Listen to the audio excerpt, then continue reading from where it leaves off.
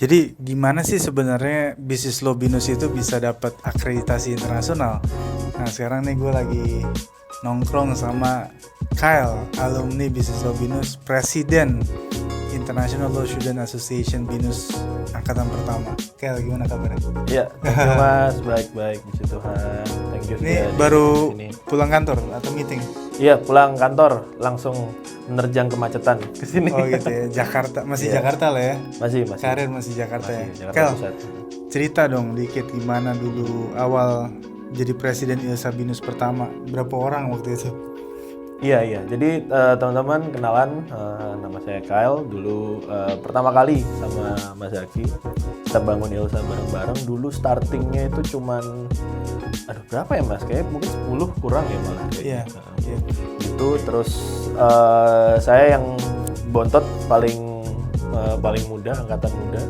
Tapi justru dikasih percayaan sama Mas Zaki dulu jadi presiden. Of course belajar dari abang-abang dan kakak-kakak semua yang bimbing saya gitu.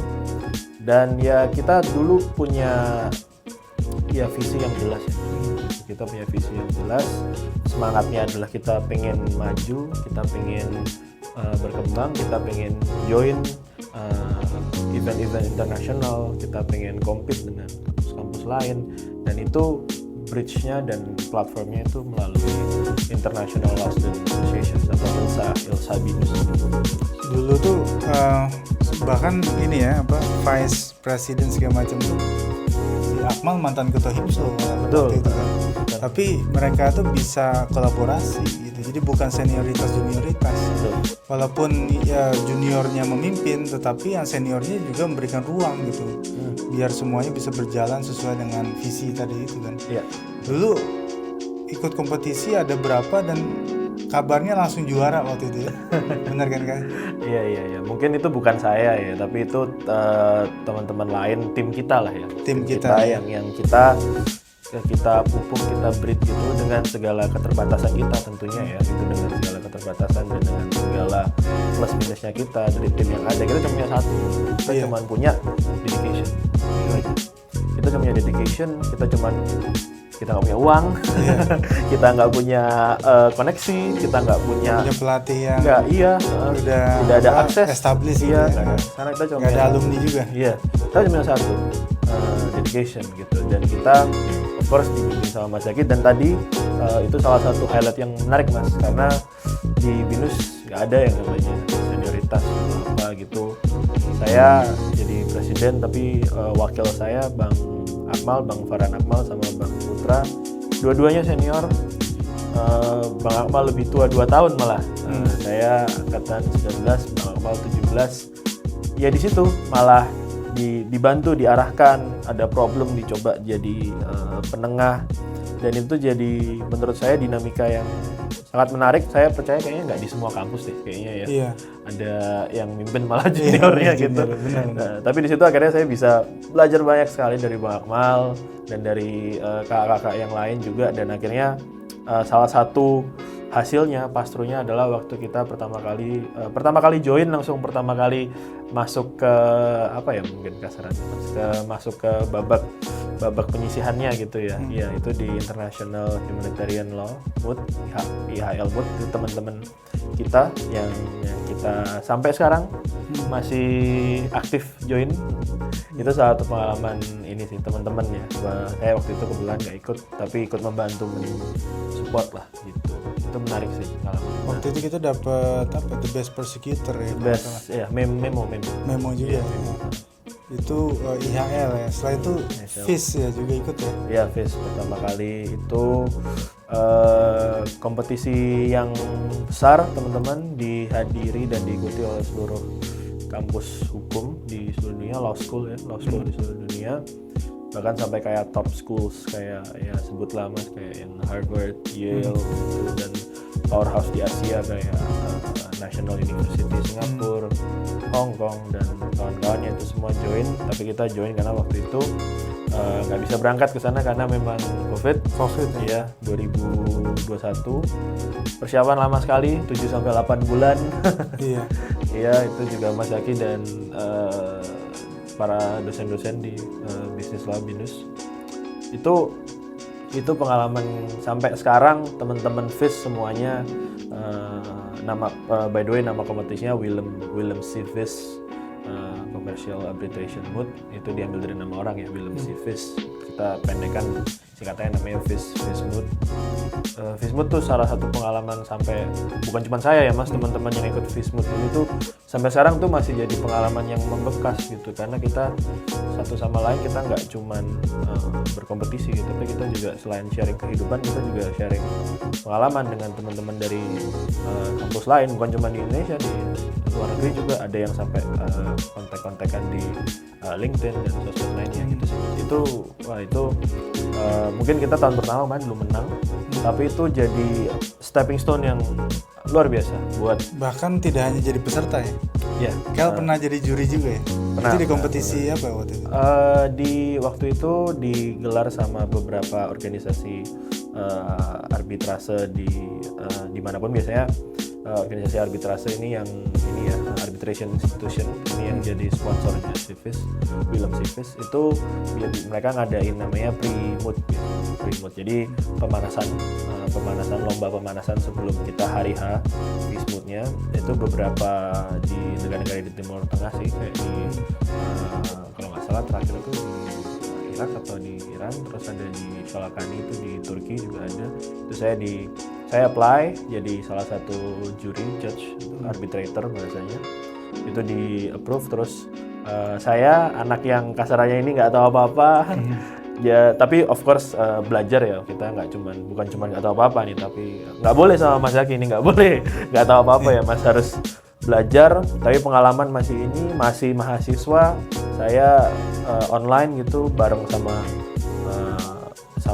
ada yang dosen, ada yang profesor praktisi hukum, bahkan ada yang di luar negeri itu ada yang hakim mas. Dia jurinya itu. Jadi juri, mungkin dulu dia alumni FIS juga gitu, jadi terus sekarang jadi hakim tuh ada juga tuh yang tapi coba nanti saya pastikan itu betul saya ada yang salah gitu. Tapi saya kayaknya ada gitu. Tapi variatif dan itu di seluruh dunia, dan itu waktu itu saya online, walaupun online tapi pengalamannya itu wah bisa ya saya kayak gini gitu. Kalau dipikir-pikir lagi sih ini ya, tapi bersyukur dan belajar terus sih mas, yang penting. Tapi menarik kayaknya kalau di hubungan internasional kita kenal ada model United Nations ya. MUN betul. Tetapi ini di moot court-nya anak-anak hukum itu mungkin menjadi lebih komplit ya, karena bukan hanya bicara gestur seorang diplomat nih mungkin ya, tapi juga kemampuan analisa hukumnya, yang debatnya itu jauh lebih substantif kelihatannya begitu ya. Yes, betul. Kan kalau politis itu kan kayaknya sesuatu yang abstrak gitu ya. Tapi ini lebih substantif gitu, menyelesaikan satu perkara yang levelnya internasional. Jadi kalau teman-teman punya cita-cita punya klien internasional yang mungkin dibayarnya pakai dolar, yang mungkin penghargaannya jauh lebih elit gitu ya, nah, itu pilihannya ya sekarang kita coba ikuti itu kompetisi-kompetisi internasional lewat ILSA BINUS, supaya kita juga punya karir yang tidak melulu domestik gitu ya, tapi juga mulai global scope-nya gitu ya, tempatnya di sini. Dan memang kadang-kadang kan suka mikir, bahasa Inggrisnya harus TOEFL-nya harus berapa? Kayaknya enggak juga ya kali. Enggak. Semua belajar kan? Belajar. Iya. Itu salah satu kultur yang Mas Zaki coba taruh lah ya di ILSA gitu. Kayak tadi konsep senior junior gitu. Kalau senior emang nggak boleh belajar jadi juniornya. Apakah juga Mas Zaki juga sebagai pembimbing advisor di ILSA, apakah Mas Zaki juga nggak belajar? Pasti belajar gitu. Dan kita di situ saling harus belajar satu sama yang lain. Bahasanya mungkin nggak feodal gitu ya mas. Nah, kita saling belajar. Begitupun dengan bahasa Inggris. Saya pun sampai sekarang ya masih belajar. I'm not saying bahasa Inggris saya tuh paling mantep lah, enggak lah, jauh gitu. Banyak teman-teman yang lebih jago. Bahkan junior banyak yang lebih jago. Saya pun belajar, saling belajar satu sama lain gitu. Karena kan pasti yang namanya ilmu pasti berguna ya mas. Apapun itu. Begitupun bahasa Inggris. Saya di kerjaan kepake waktu kemarin di law firm sampai sekarang di perusahaan setiap hari pakai bahasa Inggris pasti kepake. Dan bahasa Inggrisnya itu teman-teman bukan cuma bahasa Inggris ini ya percakapan sehari-hari, tapi legal English, legal formal English dan business English itu ada ini ya Mas, kalau mungkin di matkul tuh matkul sendiri itu. Ya, matkul sendiri. gitu. Dan itu yang kemudian akhirnya menjadi salah satu alasan kenapa bisnis law BINUS itu dapat akreditasi internasional. Karena memang bocorannya adalah international experience yang dirintis oleh ILSA BINUS itu punya kontribusi terhadap variabel penilaian gitu ya, akreditasi internasional. Dari dulunya cuma akreditasi B gitu tuh, bisnis law BINUS. Jadi artinya ada satu penghargaan apresiasi jurusan, katanya tanpa ILSA BINUS ini agak rumit karena produk dari sebuah kampus ada mahasiswa. Dan ketika mahasiswanya berhasil masuk ke kawasan yang lebih luas gitu ya, ada prestasi di sana dan sebagainya. Nah itu menjadi variabel penting dalam akreditasi internasional. Menurut Kal itu gimana jadinya? Pasti saya yakin ya, semua entitas, semua badan di kampus, mau organisasi apapun itu ya Mas, pasti punya perannya masing-masing. Saya juga nggak mau mendiskreditkan beberapa organisasi lain, tapi memang saya rasa di sini ILSA BINUS sesuai dengan role-nya untuk mendapatkan international exposure gitu, atau pengalaman internasional. Itu sudah sepatutnya, sewajarnya, sesuai dengan visi misi dari awal yang kita bentuk ya Mas, sebagai founding members lah gitu. Itu kita pengen mahasiswanya itu aktif di international conference, menulis karya ilmiah, jurnal, artikel gitu. Terus juga ikut international kayak seminar gitu-gitu. Dan yang paling ini adalah ikut perlombaan internasional. Mungkin dari keempat aspek ini yang bisa menjadi booster gitu ya, booster untuk kita dulu nggak mikir sampai sana Mas, ya kan? Kita mikirnya adalah ya udah kita gimana caranya kita bisa berkembang gitu. Tapi ya Tuhan alhamdulillahnya adalah ya itu juga bisa jadi jadi berkat buat jurusan gitu, yang akhirnya kelimpahan prestasi juga gitu. Nah itu menurut saya hal yang sangat penting dan hal yang harus terus kita perjuangkan. Tapi tentu saja itu semua bisa kejadian juga karena dukungan dari Mas Zaki dan juga para dosen yang lain. Dulu saya ingat teman-teman, waktu pertama kali saya propose tuh ke jurusan sama Mas Zaki, sama Prof Sidarta, sama Pak Besar, Pak Sofian gitu. Kita nggak punya apa-apa gitu, kita nggak punya uang, kita nggak punya apa. Dan di situ teman-teman juga bersyukurnya adalah kita punya dosen-dosen yang sangat mengakomodir gitu. Oke Kyle, butuh apa? Ingat dulu Mas ya gitu, di rapat kita, kamu butuh apa yang bapak-bapak ini bisa lakukan gitu. Tapi di sisi lain kita juga membuktikan gitu. Kita juga buktiin sekuat kita ya, semampu kita untuk fight untuk ini. Dan mungkin pihak departemen, pihak dosen mungkin juga secara tidak langsung pasti merasakan itu ya Mas, kayak wah ini anak-anaknya memang determinasinya tinggi. Ya nggak semua usaha yang kita buat selalu berhasil gitu. Adalah 1-2 yang memang gagal. Tapi kita highlight pengalamannya Mas, itu pengalaman yang luar biasa. Dan saya yakin sih nggak semua kampus punya dinamika keterbukaan seperti itu antara dosen dan mahasiswanya. ILSA BINUS itu apa sih profesi-profesi yang tidak biasa dan kita bisa raih tuh kalau ikut ILSA? Ya baik Mas. Kalau kita ngomongin ILSA pasti kan sesuai judul ya, international law, dan ini pasti exposure-nya international gitu.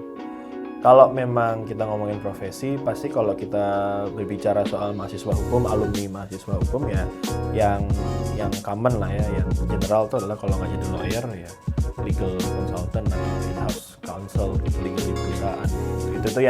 Itu common lah, itu pasti saya pun juga kayak gitu kan, berangkatnya jadi di law firm. Pasti itu yang common. Tapi sebenarnya teman-teman juga banyak profesi-profesi lain yang sebenarnya nggak menyimpang sih, masih dalam skop hukum internasional. Itu kita bisa explore pekerjaan di organisasi internasional atau international organizations, non-government organizations, NGO, terus kerja di Mungkin contohnya itu kayak di United Nations Bodies, mulai dari dulu kita ngomongin UN, WTO, WTO itu, terus ngomongin UNICEF, terus ngomongin UNDP, WHO, terus sampai kayak sampai gitu kayak intergovernment organizations kayak ASEAN, terus bahkan sampai kayak ICRC.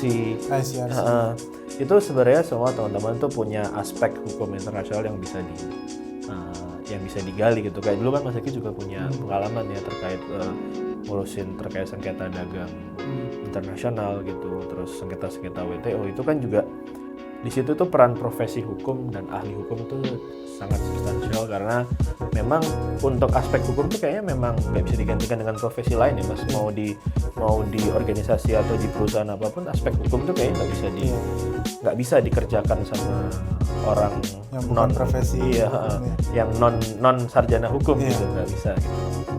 Dan juga bisa mengambil profesi di kayak contoh di embassy gitu, kayak itu kan juga ada yang deputi yang ngurusin soal kerjasama. Kalau kerjasama partnership pasti ngomongin kontrak perjanjian, nah itu pasti orang hukum yang pegang. Terus cara menganalisa policy tertentu, policy itu apa sih, paling enggak kan kita kalau ngomongin policy kita harus ngomongin peraturan itu kan sudah subjeknya orang hukum gitu, secara gampang ya teman-teman, kayak gitu. Itu banyak Mas gitu, walaupun itu nggak designated buat beberapa ya gitu, nggak designated beberapa ini designated untuk anak hukum atau enggak, tapi itu profesi-profesi yang bisa diambil selain jadi lawyer gitu, consultant itu, dan itu cukup menarik sih gitu, karena buat jenjang kedepannya juga panjang gitu. Oke, itu banyak sekali ternyata ya. Jadi namanya tuh ruang buat teman-teman yang ikut ILSA BINUS itu, sehingga varian-variannya itu lebih menantang gitu dibandingkan dengan profesi yang selama ini mungkin kita pahami. Makasih banyak ya. Siap. Semoga ILSA BINUS makin berkibar dan prestasinya makin menjulang. Amin. Kal juga sebagai alumni jangan lupa terus turun gunung. Iya. Bantu teman-teman dan makin sukses karirnya Kal. Pasti. Terima kasih banyak Mas. Thank you atas waktunya.